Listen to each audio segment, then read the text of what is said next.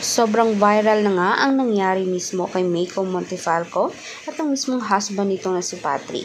Dumulog na nga matapos ito sa Raffy Tulfo in action para mag-seek ng legal advice para naman sa ipinatayong bahay nilang dalawa.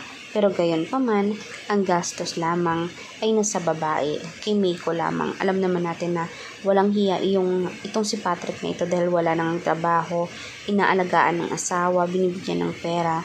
Gayon pa man pati sa mga barkada ay kay Meiko lahat ng pera. Pero walang hiya naman na mababae pa at para lang naman sirain ang kanilang pagsasamahan.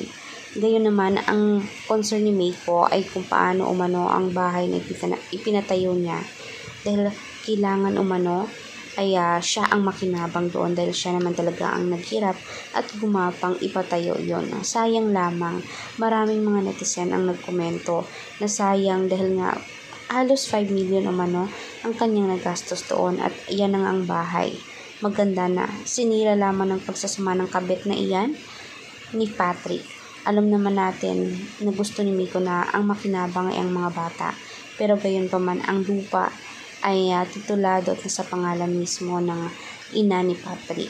Kaya naman sisirain na lamang niya kahit pa man sabihin na natin na talagang sayang at ang pera ay parang biglaan lamang nawala ng parang bura.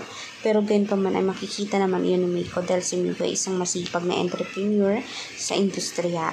Kawawa itong si Patrick dahil sinayang niya ang isang katulad ni Meiko na nagmamahal at handang gumasto sa lahat ng mga lubuho niya.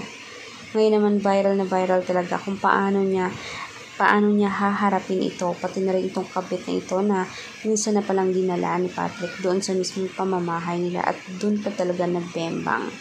Kaya naman fuck you sa'yo boy.